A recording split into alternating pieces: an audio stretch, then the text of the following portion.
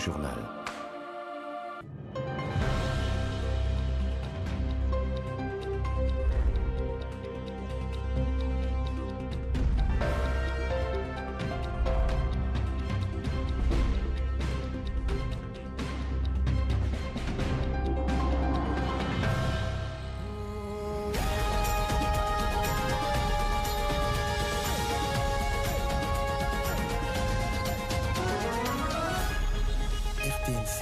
La grande édition du journal.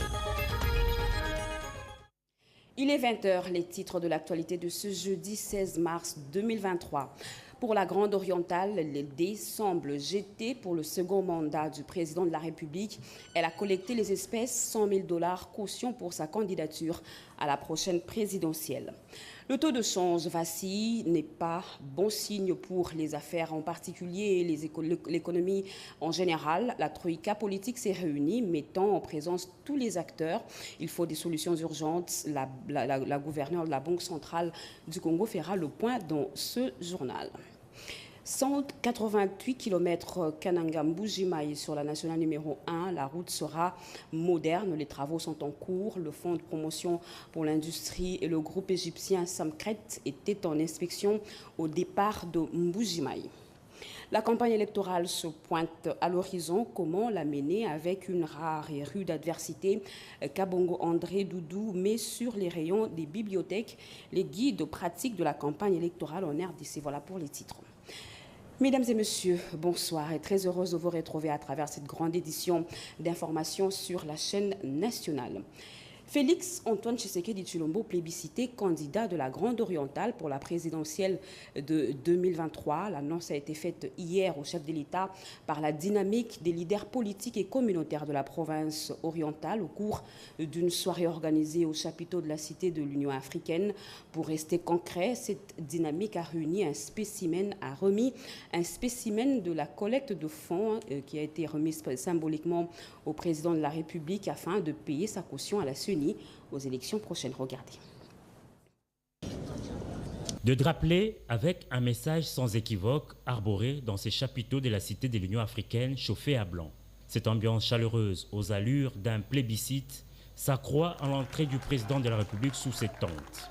Ces hommes et femmes, membres de la dynamique des leaders politiques et communautaires de la grande province orientale, apporte au chef de l'État Félix Antoine Tshisekedi Tshilombo un message clair, introduit et résumé par le coordonnateur national du Conseil présidentiel de la veille stratégique.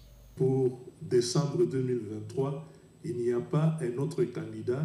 Le candidat, c'est Fatou Béton. Message passé, la tribune a vu par la suite défiler de nombreuses personnalités de la Grande Orientale. Présentant l'historique et le contexte de la création de ces structures qui regroupent acteurs politiques, chefs coutumiers et responsables d'associations, le notable Jean-Paul Nemoyato a par ailleurs fait savoir qu'une collecte de fonds a été faite pour payer la caution du candidat Félix Tshisekedi, leur choix à la présidentielle de décembre 2023. La dynamique a passé en revue les aspirations légitimes de la Grande Orientale telles que exprimées si haut, les défis majeurs de la RDC et les enjeux politiques de l'heure. À cette occasion, nous avons décidé de faire la collecte de fonds pour payer la caution de notre candidat à l'élection présidentielle.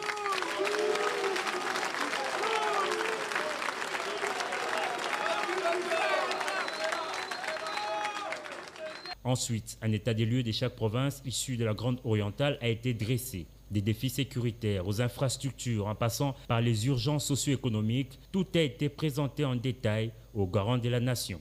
Attentif et bienveillant, le chef de l'État a entendu le message 5 sur 5. J'ai suivi avec grande attention toutes vos revendications. Il y en a déjà qui sont en réalisation, mais je sais que ce n'est pas assez. Nazakoe Bisabino, unité ezali nécessaire. Soki tozana bomoko, bokabwanezate, monguna aokoka ko profiter na biloko wana te. Soki bomoni bakagame wana bazali ko profiter, ezali justement pour bakoti ba congolais bazali divisé. a initié le programme, on a 145 territoires. On a dit que le territoire en Abisso, des produits et belé. Grâce à ce programme, Toko Tonga, infrastructure, école, centre de santé, Banzela, Toko doter chaque territoire d'une brigade agricole pour une activité agricole et banda. Et les provinces qui sont des greniers ici, Bakozonge la tradition na bangwana et Rosala, grenier en. Pour cette rencontre, une première avec cette dynamique, la communion a été au rendez-vous. Et comment arriver au renforcement d'un partenariat entre l'université Louvain-la-Neuve de Belgique et les deux universités congolaises, l'UNIKIN et l'UCC? La question était au cœur de l'audience que le président de la République, Félix-Antoine Tshisekedi Tshilombo, a accordée ce jeudi au recteur de ces trois alma mater à la Cité de l'Union africaine. Elle verra Panzoué Kazokazati. C'est dans le cadre du renouvellement des collaborations et de partenariats avec les universités de la République démocratique du Congo qu'une délégation de l'université Louvain-la-Neuve et de la KU Lurne séjourne en RDC. Conduite auprès du chef de l'État par Joe Indeke, ambassadeur de Belgique en RDC, cette délégation était composée des recteurs de l'université Louvain-la-Neuve, le prof Vincent Blondel, de l'université de Kinshasa, le professeur Kayembe Tumba Jean-Marie et de l'université catholique du Congo, M. l'abbé Léonard Santé-Di Kimpuku. Elle s'est entretenue ce jeudi 16 mars à la Cité de l'Union africaine avec le chef de l'État Félix-Antoine Tshisekedi Tshilombo sur des questions en rapport avec le renforcement des partenariats entre les universités et l'importance que revêt l'enseignement supérieur pour le développement d'un pays.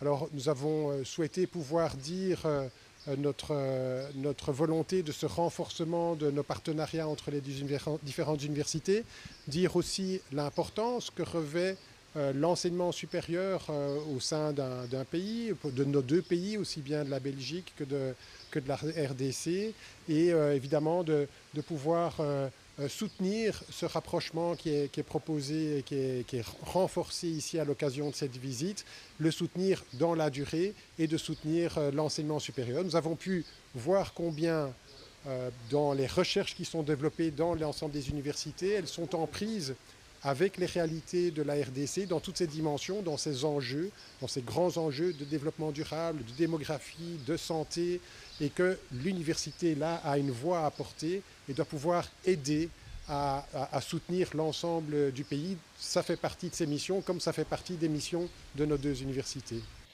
Le recteur de l'université de Kinshasa, le professeur Kayembe Tumba, s'est dit frappé par l'attention et la curiosité du président de la République concernant l'orientation de la recherche dans les universités. C'est donc dire notre bonheur d'avoir été reçu par le président de la République. Nous lui avons fait très rapidement état de ce dont il a été question à l'UNIKIN d'abord et à l'UCC cet après-midi. Et nous avons été frappés par l'attention et surtout sa curiosité quant à orienter réellement la recherche à l'université, en nous disant qu'elle doit surtout viser à résoudre les nombreux défis qu'affronte la communauté, pas seulement à Kinshasa. Il nous a invités particulièrement à nous occuper et à penser aussi aux étudiants et aux universités à l'intérieur de notre pays. La Fondation Louvagnom va fêter ses 77 ans l'année prochaine et d'office, les universités de Kinshasa et catholiques du Congo en sont héritières. Cette fondation a pour objectif l'acquisition, la réunion et la gestion de fonds en vue de promouvoir l'œuvre scientifique et enseignement supérieur de l'université de Kinshasa et toutes ses autres activités. Les actes de vandalisme et les assassinats sont devenus monnaie courante. À Bumba, nous sommes dans la province de la Mongala. La nuit du mardi au mercredi dernier, 4 sentinelles chargées de protéger des magasins ont été assassinés par des hommes non autrement identifiés. La population lance un cri d'alarme car sa sécurité est mise à rude épreuve. Le commissaire divisionnaire provincial, le colonel Célestin Monkadi, invite la population au calme. Il est joint ici au téléphone par Blaise Boko Kassanda. Colonel, c'est la RTNC Kinshasa qui vous appelle. Nous avions appris qu'il y avait un drame au niveau de Bumba. On a tué 4 sentinelles pendant la nuit. De quoi était-il question? Il y a eu tuerie de 3 personnes. Et la 4e a été blessée par des personnes non encore identifiées. C'était en quelle date, mon colonel? Cela s'est passé dans la nuit de mercredi, à jeudi. À jeudi, oui. Oui. Est-ce que vous avez une piste sur laquelle vous pouvez avoir une idée sur les assaillants? Oui, ça ne peut pas manquer. Il y a des hypothèses qui ont été levées, tout ça. Bon, il y a une sur laquelle nous appuyons. Mais on ne sait pas donc vous fournir pour le moment donc les éléments que nous avons pu réunir. Et présentement, où se trouvent les corps de ces sentinelles qui ont été tués? Les corps sont gardés à la morgue puisqu'il fallait que le médecin donc fournisse son expertise médico-légale donc pour éclairer la justice. Donc c'est encore là-bas. En attendant des moyens pour leur enterrement. Est-ce que pareille situation s'était déjà produite dans la ville de Bumba ou c'est la première fois? Non, mais depuis que je suis là, ça c'est la première fois. Depuis quand? Depuis que je suis là, ça fait à peu près, ça c'est la 4e année. Hein. Oui. On n'a pas vécu pareille situation. Oui. Tout ça. Est-ce que vous pouvez lancer un message à la population de Bumba qui semble être traumatisée par ce drame? Oui, puisqu'on avait déjà lancé un message d'apaisement à la population par les médias locaux. Hein, nous sommes les policiers, et la population, nous vivons avec elle, donc vraiment, il y a un bon mariage entre nous et la population. Elle peut continuer à compter sur nous, puisqu'il y a eu des cas comme ça de cambriolage spectaculaire, mais on a fini par mettre la main. Les contrats chinois défraient la chronique par les temps qui courent aux affaires étrangères. Il en a été question entre la délégation chinoise conduite par le vice-ministre chinois des Affaires africaines et le vice-premier ministre, ministre des Affaires étrangères, Christophe Lutundula. Des questions sur la situation dans l'est du pays n'a pas manqué au menu. Doris Mozo et Henri Amouri. Les relations entre la Chine et la RDC sont au beau fixe. Une forte délégation chinoise conduite par le vice-ministre des Affaires étrangères chargé de l'Afrique, Deng Li, peut en être une illustration. Des questions de développement commun au cours de cette séance de travail élargie aux collaborateurs ont été abordées et le vice-ministre chinois a réaffirmé que la RDC est un partenaire essentiel en termes d'investissement et d'échanges commerciaux. Sur la question de l'Est de la RDC, le vice-ministre chinois soutient l'intégrité et la souveraineté de la RDC et la position de son pays au Conseil de sécurité des Nations Unies est ferme et restera inchangée quant à ce. L'homme d'État chinois a aussi sollicité auprès du gouvernement congolais la protection de ses compatriotes qui vivent au pays de Félix-Antoine Tshisekedi Tshilombo.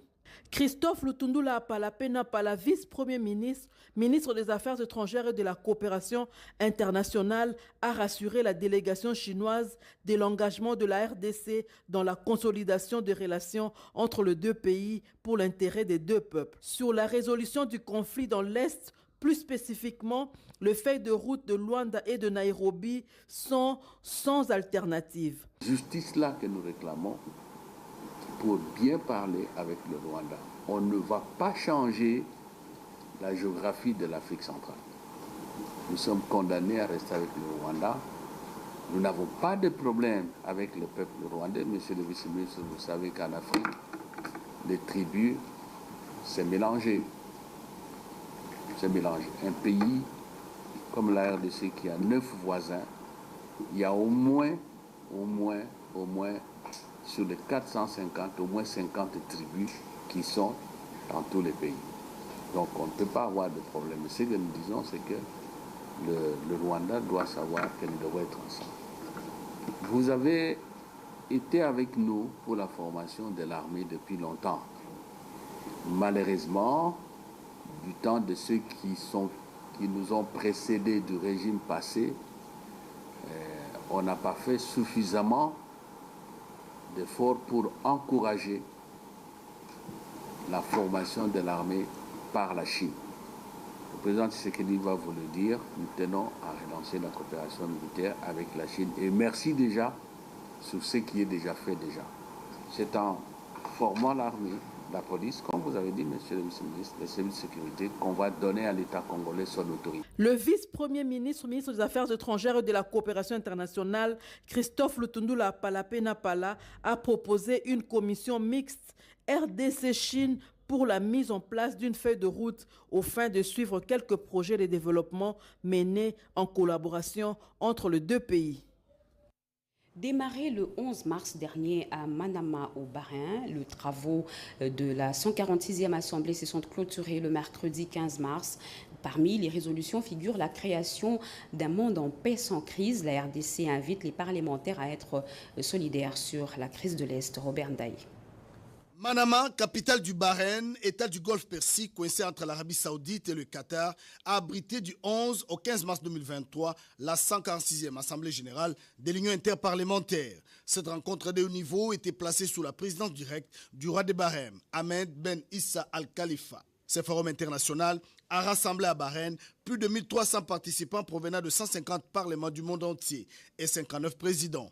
Pendant 5 jours, l'Assemblée générale a adopté des résolutions sur le point d'urgence et sur les thèmes abordés par la Commission permanente de la paix et de la sécurité internationale. Tous veulent un monde en paix et non au terrorisme international. Le Parlement de la République démocratique du Congo, représenté à ses assises par le premier vice-président de l'Assemblée nationale, le professeur André Mbatabe-Toukoumé Soumangu, a du haut de la tribune invité les parlementaires réunis à Bahreïn à se saisir du cadre de l'agression dont est victime le pays de Lumumba et les invite à la solidarité internationale. Tous les efforts que nous avons entrepris depuis l'arrivée au pouvoir du président Félix Antoine Tshisekedi Tshilombo se trouvent aujourd'hui underminés ou bien sabotés par cette agression barbare de la part du Rwanda. Merci beaucoup pour ce soutien international que vous allez donner contre l'agression rwandaise, contre l'occupation et contre les violations des droits de l'homme à RDC, surtout qui sont attribuées à l'agression rwandaise, une agression qui n'a comme objectif l'expansionnisme, le pillage des ressources naturelles de la RDC. La délégation congolaise a mené une diplomatie parlementaire offensive avec la présidente de l'Assemblée nationale de l'Angola. Le premier vice-président de l'Assemblée nationale et celui du Sénat ont invité l'Angola qui abritera au mois d'octobre prochain la 147e Assemblée générale à obtenir les condamnations du Rwanda. Établie en 1889, l'Union interparlementaire est l'organisation internationale de parlement des États souverains, foyer de la concertation interparlementaire à l'échelle mondiale. Nous vous l'avions dit à l'entame de ce journal, le taux de change qui vacille n'est pas bon signe pour les affaires en particulier et l'économie en général. La troïka politique s'est réunie, mettant en présence tous les acteurs. Il faut des solutions urgentes. La gouverneure de la Banque centrale du Congo, Mme Malangou Kabedi-Mbouyi, fait le point au micro des Johnny Chabani. Le taux d'échange, qui est un indicateur important pour la stabilité du cadre macroéconomique, était au cœur de la réunion de la Troïka politique présidée par le ministre des Finances, Nicolas Kazadi. Madame le gouverneur de la Banque centrale du Congo, Malangou Kabedi-Mbouyi, qui a pris part à cette réunion, a explicité ce point. C'est un indicateur très important qui montre non seulement comment se comporte le taux de change par rapport aux éléments qui l'influencent, mais aussi qui nous permet de nous assurer qu'il n'y a pas de variations trop fortes au niveau de ce taux de change et qui peuvent influencer l'inflation. La Banque centrale a informé la Troïka que nous continuons à avoir un bon développement sur le marché du taux de change. À la date d'aujourd'hui, sur le marché parallèle, le taux vendeur est à 2306,8. Rappelez-vous qu'il y a quelques jours, il était à 2350. Donc nous remarquons que aussi bien le 14 que le 15 que le 16, il y a eu un certain répit au niveau du taux de change. Et ça a été observé au niveau du marché parallèle, mais aussi au niveau du marché interbancaire, où on constate que à la date d'aujourd'hui, le taux de change est à 2077,8. Et ça consacre aussi une légère appréciation par rapport au taux observé hier. La Banque centrale a aussi informé la Troïka que nous continuons à suivre de près les développements au niveau du marché parallèle, mais aussi au niveau du marché interbancaire. Et la Banque centrale se tient toujours prête pour utiliser les instruments à sa disposition du point de vue de la gestion de la liquidité dans le système, mais aussi du point de vue de la disponibilité des devises sur le marché de change et voir comment utiliser l'un ou l'autre ou la combinaison des deux de manière à ce qu'il n'y ait pas trop de fluctuations sur le marché de change et que ces fluctuations n'arrivent pas au niveau où elles affectent les prix. Et nous avons aussi informé la Troïka qu'au niveau de l'inflation, en utilisant les données fournies par l'Institut national de la statistique, nous constatons qu'il y a un ralentissement. C'est-à-dire que lorsque nous regardons l'augmentation de l'inflation, nous voyons que les taux d'augmentation sont plus faibles. Donc au cours de 3 dernières semaines, nous constatons que ces taux d'augmentation sont plus faibles. C'est ce qu'on appelle une décélération dans la formation des prix, qui sont tous des éléments qui poussent à conclure que, sur base des indicateurs que la Banque centrale utilise, le cadre macroéconomique est globalement stable. Elle a par ailleurs spécifié l'objectif de la Troïka politique. La CNRF, dotée des matériels de travail flambant neufs dont des États-Unis d'Amérique, la remise officielle a eu lieu aujourd'hui au siège de cette structure en présence de l'ambassadeur des USA au Congo et tout naturellement du secrétaire exécutif de la CNRF, M. Adelar Kisoulagi Matundu et Keren Kankolongo. Une semaine après l'inauguration par le chef de l'État du tout nouveau siège abritant les services de la cellule nationale de renseignement financier CNRF, la délégation américaine en séjour au Congo a visité tous les compartiments de ce bâtiment flambant neuf à l'architecture futuriste. Les États-Unis d'Amérique, qui sont un partenaire important aux côtés de la CNRF dans la croisade contre le blanchiment des capitaux et le financement du terrorisme, apportent leur contribution en termes de bureautique et d'équipements high-tech. Nous allons combattre la criminalité financière avec le moyen moderne. Et nous espérons que ce ne sera pas les derniers apports du gouvernement américain, son accompagnement dans cette lutte qui est une lutte mondiale contre le blanchiment des capitaux et le financement du terrorisme. Merci pour le partenariat, pour l'engagement du gouvernement. La diplomate américaine en poste à Kinshasa reconnaît le travail abattu par le secrétaire exécutif Adler Kishula et l'ensemble de son staff. Et je suis ravie d'être dans le bâtiment CNRF et avoir eu l'opportunité de m'entretien avec le secrétaire exécutif. Donc nous avons parlé longuement par rapport aux défis et aussi opportunités. On a salué les efforts faits par le secrétaire exécutif et toute son équipe. Ces nouveaux matériels vont davantage améliorer la qualité de service qu'offre la CNRF, cellule nationale de renseignement financier, dans sa mission de réprimer les crimes financiers. Un malentendu couvrait à la SCTP après la mise en concession du port de Matadi. Le ministre intérimaire de Transport et Voies de Communication, Marc Ekila, a rassuré les travailleurs après le procès verbal signé entre le gouvernement de la RDC et le groupe Qatari Mediterranean Shipping Company SA Junior et Yangomba. Verbal de satisfaction des conditions préalables et d'entrée en vigueur de l'accord indemnitaire autonome et leurs annexes relatifs à la mise en concession du port de Matadi pour le traitement des conteneurs entre le gouvernement de la RDC et le groupe Qatari Mediterranean Shipping Company, MSC, la délégation de l'intersyndicale de la Société commerciale des transports et des ports, SCTP, a été reçue le jeudi 16 mars par les ministres AI des Transports, Voies des Communications et des Désenclavements. pour un nouvel échange axé sous la suite du processus en marge de l'effectivité de ce procès verbal, combien louable au profit de la SCTP et de tout son personnel. Marc Ekila voulait s'assurer de la bonne communication de cette transaction au niveau des travailleurs de la SCTP et de dissiper tout malentendu qui pourrait émerger des fausses informations. Nous sommes dans la phase technique parce qu'il y a un petit moratoire de 2 mois pour permettre aux parties de discuter, de débattre sur la faisabilité des contrats. Pour sa part, l'intersyndicale a plaidé auprès du ministre pour sa représentation lors des discussions techniques entre les deux entreprises en vue de préserver les intérêts des agents. Une requête à laquelle Marc Ekila s'est montré rassurant. Il y a des discussions techniques en cours et la SCTP va désigner ses experts. Le gouvernement va aussi désigner ses experts. Le ministre a été clair accord pour nous rassurer. Il faut rappeler que l'objectif poursuivi par les gouvernements de la République sous l'impulsion du chef de l'État, Félix Antoine Tshisekedi, vise la modernisation du port international de Matadi. Ce partenariat vise notamment l'aménagement, l'équipement et l'exploitation du terminal à conteneurs. La province de Mai-Ndombe n'a pas d'infrastructure, ce n'est pas moi qui l'ai dit, mais plutôt la gouverneure Rita Bola qui a déposé cet après-midi les rapports comportant le projet de développement de cette jeune province auprès du directeur général de la Caisse nationale de péréquation, Jacques Koko Moulongo. D'autres précisions avec Yvette Makuntima. C'est un exercice désormais général. Les provinces apportent de projets de développement et la Caisse nationale de péréquation, elle, les financements. Les Mai-Ndombe, que dirige Rita Bola, et ses importants potentiels en ressources naturelles, comptent accélérer les processus de développement en s'appuyant sur la Caisse des solidarités. Nous sommes une des provinces démembrées, une jeune province dont il n'y a pas eu préalablement de transfert de fonds de compétences. Notre province a besoin de l'aide de cette caisse. La population ne peut qu'attendre la réalisation de ces projets.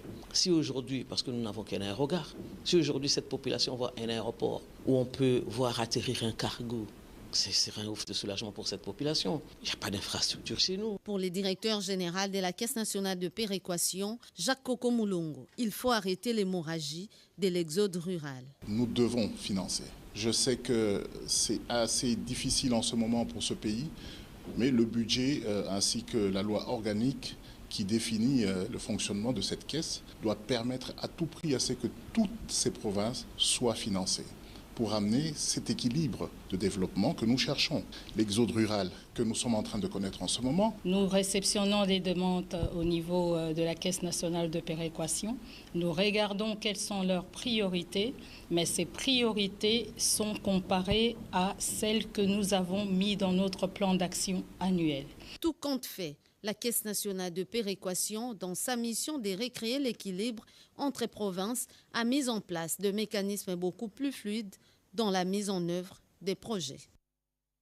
La route nationale numéro 1 Mbuji-Mayi-Kananga subit des grosses œuvres. Les travaux qui sont exécutés par le groupe égyptien Sacret et financés par le FPI prennent une vitesse de croisière. Ils sont à l'étape de traçage et de nivellement de la chaussée à la grande satisfaction générale. Alain Bikaï.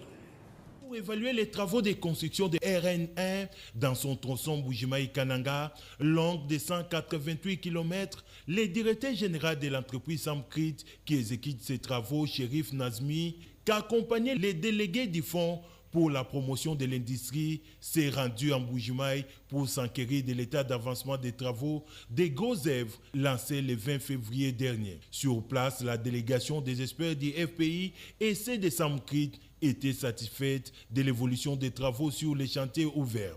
Des travaux en cours consistent au traçage et au nivellement du sol, des phases importantes dans la construction d'une nouvelle route. Ces opérations sont visibles à la hauteur du rond-point Petrombu où les engins des camions sont à pied d'œuvre et se dirigent vers les postes de péage de Chibombo.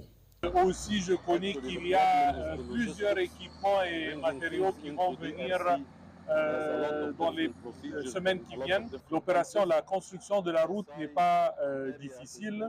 Le problème actuel, c'est les logistiques. L'inspection des travaux terminée, les deux parties se sont retrouvées pour examiner les documents relatifs au plan logistique sur l'arrivée des engins et autres matériels. Ensuite, les émissaires du DG Bertin Moudi Moutisekedi et les DG Shérif se sont rendus à Benambouyi où se trouve la carrière pour les chantiers en cours. L'accès à cette carrière restera gravé dans la mémoire du DG de Sam Kritz. La lutte contre l'insécurité due au phénomène Koulouna et à l'insalubrité, voilà, le cheval de bataille de l'autorité municipale de Ndjili, Papingalima, a visité le quartier 13 de sa juridiction, théâtre des actes de banditisme urbain. Oscar Mbaltaïch.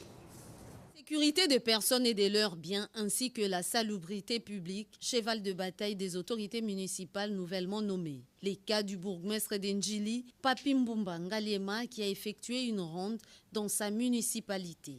Au quartier 13, Papi Ngaliema s'est entretenu avec les chefs des rues, les notables ainsi que les membres des associations de jeunes. Il les a invités à l'assainissement de leur milieu et dénonce tout cas de banditisme urbain lié au phénomène Koulouna. En retour, la population a fait part au bourgmestre des constructions anarchiques qui obstruent l'évacuation des eaux des pluies avec comme conséquence des inondations après chaque pluie. Pour constater les faits, Papi Mbumba Ngaliema s'est imprégné des bétons érigés anarchiquement sur 4 avenues à la base de cette situation. Une mise en demeure de 3 jours a été lancée contre ceux qui s'adonnent à cette sale besogne. Au chapitre de la salubrité, le bourgmestre d'Ndjili est allé superviser les travaux d'assainissement sur le boulevard du 30 juin, espace compris entre la rivière Ndjili et la rivière Ntianga. C'est avec l'appui de la brigade Kinbopeto. Cette visite d'inspection a eu comme point de chute le boulevard Kimbuta. Les tenanciers des bars ont rassuré l'autorité municipale de leur accompagnement pour la réussite de cette mission. Les cadres et agents de la DGRAD vont bientôt se mettre au pas du numérique et ce sur toute l'étendue du territoire national. L'INPP qui a reçu la charge de former ce personnel a procédé à la signature d'un protocole d'accord avec la DGRAD. Les 2 directeurs généraux ont apposé leur signature au bas de ce document. Diane Balaka et Jojo Ndipou. Préparation professionnelle et la Direction générale des recettes administratives, judiciaires, domaniales et des participations viennent de sceller une union par la signature d'un protocole d'accord portant sur la formation par l'INPP des cadres et agents de la DGRAD au métier du numérique.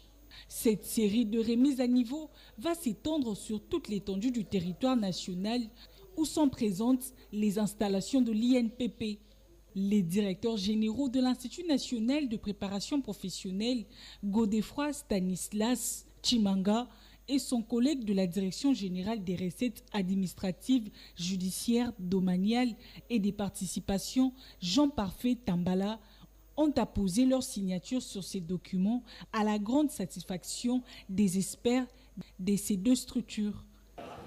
Nous sommes l'organe de l'État chargé effectivement de tout ce qui est en rapport avec la formation en cours de carrière, comme aussi la formation qualifiante. Nous implémentons la Logirad, qui est ce logiciel qui a l'avantage de prendre en charge les recettes non fiscales de l'État, de la constatation jusqu'au recouvrement. L'INPP promet de mettre son expertise en vue de donner une plus-value aux agents et cadres de la DGRAD en matière du numérique, en vue d'accroître davantage la maximisation des recettes à tous les niveaux pour le développement de la RDC. En politique, le corps de l'élite scientifique de l'UDPS a ouvert une école d'apprentissage de l'anglais afin de combler le déficit linguistique éprouvé par les Congolais lors des rencontres internationales à l'Ambikaï. Désormais, l'Union pour la démocratie et le progrès social a un centre d'apprentissage des langues. Selon le coordonnateur national des corps de l'élite scientifique de l'IDPS, cette initiative vient combler les déficits linguistiques éprouvés par les Congolais dans des rencontres internationales. Venu pour lancer le début des cours, le professeur Jean-Marie Kayembe, recteur de l'INIKIN, a salué l'initiative. Donc le corps de l'élite montre qu'il comprend à bon escient la place qu'occupe la formation dans l'édification d'une nation. Les coordonnateurs nationaux de cette structure technique de l'IDPS, Dr Soft Mukuna, donnent les objectifs de cette école. Aujourd'hui, nous avons un problème pour nous adresser, parfois parler dans les conseils des nations à cause de la politique, notre politique linguistique. Et l'appel des number one d'entre nous pour improve notre anglais fait partie de nos objectifs. Cette école, évidemment, est sous l'impulsion du secrétaire général Augustin Kabouya, qui suit toujours de près les recommandations du président de la République. Une fois qu'il a entendu, il a fait appel aux dirigeants scientifiques de cette structure pour leur demander comment on peut matérialiser l'idée du chef de l'État. Les corps de l'élite scientifique de l'IDPS, à travers son membre professeur Sangabao, propose que l'anglais soit retenu comme une deuxième langue officielle en République démocratique du Congo et l'insérer dans les cursus éducationnels depuis la maternelle. Félix Tshisekedi, le choix du ministre de l'Industrie à la présidentielle de 2023, Julien Paluku, en séjour au Nord Kivu, a vanté toutes les actions du président de la République. C'était bien avant de s'acquitter de son devoir civique. Eric Abamba. C'est une véritable démonstration des forces. Julien Paluku Kahungia vient de démontrer une fois de plus qu'il est toujours l'un des notables les plus populaires de la province du Nord Kivu. Devant une foule immense, difficile à comptabiliser, venue des quatre coins d'équipe PC, Sédine Fils du terroir a prêché le président de la République, Félix Antoine Tshisekedi Tshilombo, et toutes ses actions. Occasion pour Julien Paluku Kahungia de faire des grandes annonces pour le développement de ce coin, entre autres la construction des bornes fontaines d'eau potable pour réduire sensiblement les maladies d'origine hydrique. Des moments précédés par un enrôlement accompagné de militants. Julien Paluku Kahungia et le directeur général adjoint du Conseil congolais des batteries se sont rendus à l'école primaire Nyamiringa pour s'acquitter de leurs devoirs civiques en obtenant leur carte d'électeur. Ils en ont appelé toute la population à leur emboîter les pas. Je réitère cet appel à toute la population de se faire enrôler pour que chacun dispose de sa carte et que demain, chacun puisse décider de qui va être son dirigeant, et au niveau national, au niveau provincial. Touché par l'insécurité récurrente, le patron de l'industrie a promis de faire de l'industrie un facteur de paix, de stabilité et de développement dans cette partie du pays. Cette bonne nouvelle a été très saluée par cette population qui a réitéré son soutien naturel pour faire triompher Julien Paluku Kahungia et Félix Antoine Tshisekedi Tshilombo aux prochaines élections attendues au pays. Restons au Nord Kivu où un nouveau convoi humanitaire vient de faire son entrée dans les sites de déplacés de Muja à Goma pour assister les victimes de la guerre d'agression au Nord Kivu. Riz, semoule, huile ont été remis à plus de 16 000 ménages. Pierre Kibambe Somoïsa. Muja, dans la banlieue de Goma, l'un des sites d'hébergement des déplacés victimes de la guerre d'agression. Il est 9h ce jeudi 16 mars. Le long convoi de l'aide humanitaire dont du président de la République Félix Antoine Tshisekedi Tshilombo et de son homologue des Émirats Arabes Unis sous la tête Mohamed Ben Zayed arrive avec 90 tonnes de vivres et non-vivres pour ses compatriotes qui ont fui les tueries des terroristes du M23 et des forces armées rwandaises dans leurs regroupements et localités des territoires du Nord Kivu. À Muja, 2500 ménages, représentant une population de plus ou moins 14 000 personnes déplacées, ont reçu l'aide humanitaire du partenariat RDC Émirats Arabes Unis. Très émotionné, les Mohamis, chef du site des déplacés de Muja, exprime toute sa gratitude au président de la République. Nampigia aksandi président wetu wa Republike Tshisekedi Tshilombo kwa kazi ambao anayofanya kwa kuweza kuangalia wakimbizi ambao wanayopatikana ndani ya territoire ya Nyiragongo. Je remercie le président de la République Félix Antoine Tshisekedi Tshilombo pour le travail qu'il fait. Il s'occupe des déplacés de guerre de notre territoire du Nyiragongo. La population qui a vécu longtemps sans nourriture remercie le chef de l'État pour ses dons de vivres. Nos remerciements s'adressent aussi au gouverneur de province et à l'administrateur du territoire qui plaide sans cesse en faveur des déplacés de guerre. Même son de cloche du côté des bénéficiaires, ces déplacés qui se sentaient abandonnés à leur triste sort et qui aujourd'hui expriment toute leur joie.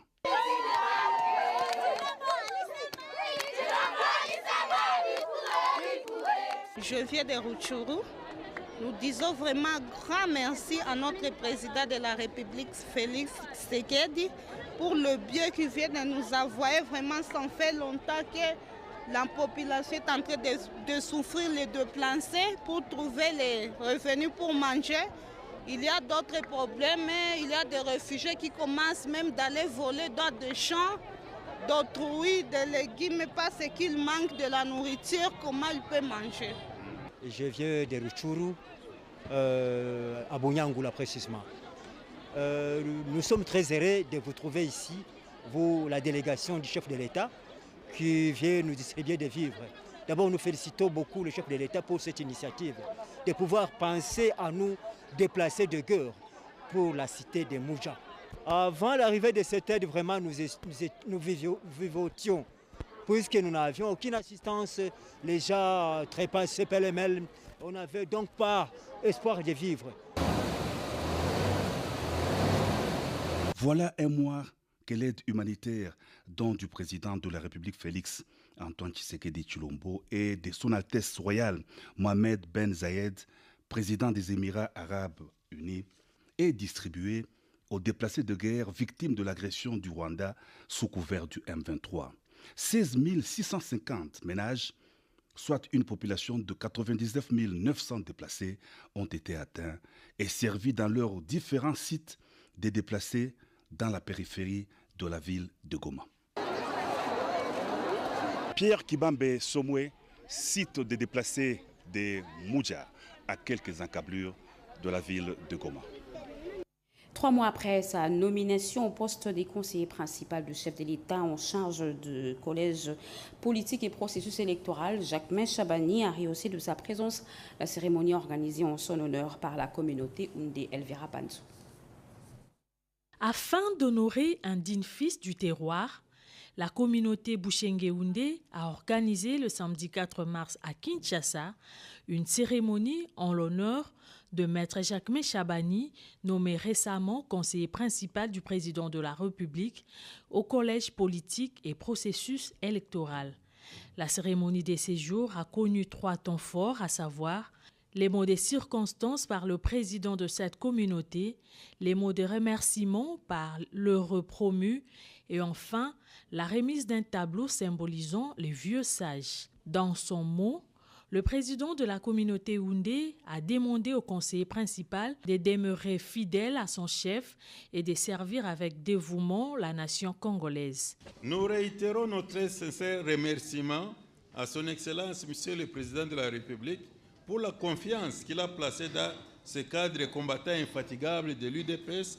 Maître Jacquemain Chabani a remercié le garant de la nation pour le choix porté sur sa personne et compte assumer ses postes avec responsabilité et dévouement.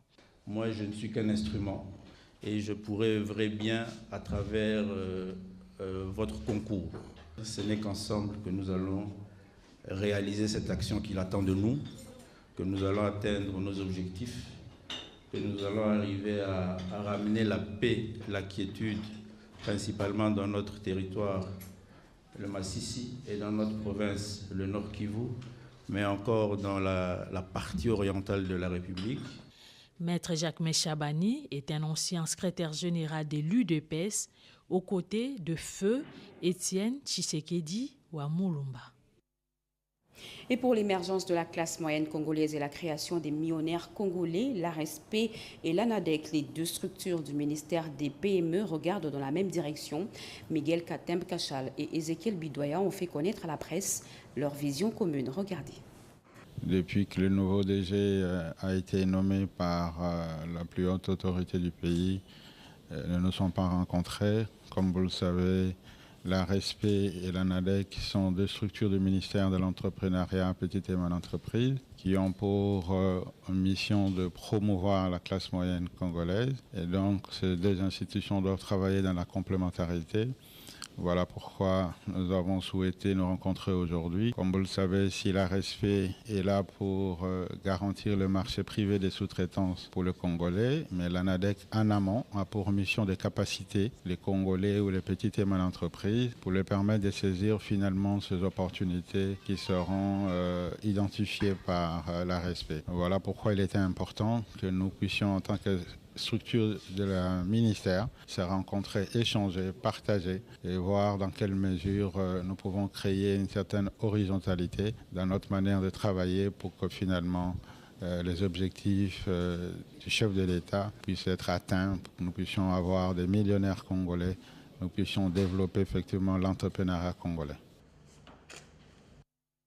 Dans sa mission de faire du numérique congolais le levier d'intégration, de croissance économique et de bonne gouvernance et de progrès social, l'Agence pour le développement du numérique, coordonnée par Dominique Migisha, est allée à la rencontre des jeunes Congolais qui œuvrent dans la cybersécurité pour lutter contre la cybercriminalité. Yolande Voka.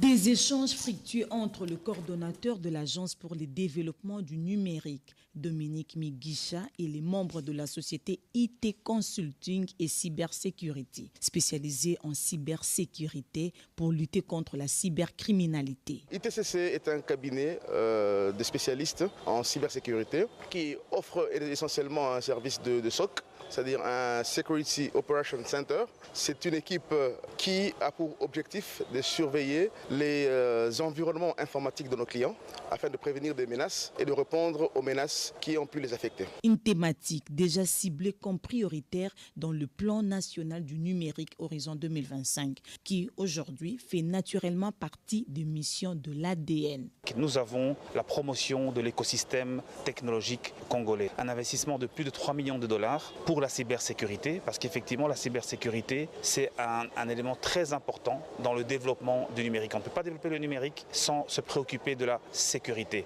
Nous aurons bientôt le code du numérique avec l'Agence nationale de cybersécurité, ANSSI en sigle, et ce régulateur va encadrer les activités des entreprises comme ITCC, et donc ça va permettre de sécuriser le cyberespace de notre pays, et c'est très important pour lutter contre les attaques de toutes sortes. Et donc c'est une entreprise avec de l'expertise congolaise parce que c'est notre chance, c'est notre force. Ces mariages entre l'Agence pour le développement du numérique et l'ITCC contribuera à mettre fin aux différentes sortes d'attaques en matière de sécurité en République démocratique du Congo. Fin de ce journal, mesdames et messieurs. Merci de l'avoir suivi. Merci à vous qui nous suivez à Bandalungwa, à Kinshasa et partout ailleurs sur satellite. Vous êtes sur la RTNC. L'actualité continue sur nos antennes retrouvées à 23h. Gaëtan Magalano, moi, j'aurai le plaisir de vous retrouver demain à 20h. Très bonne suite de programme sur la chaîne nationale. Au revoir.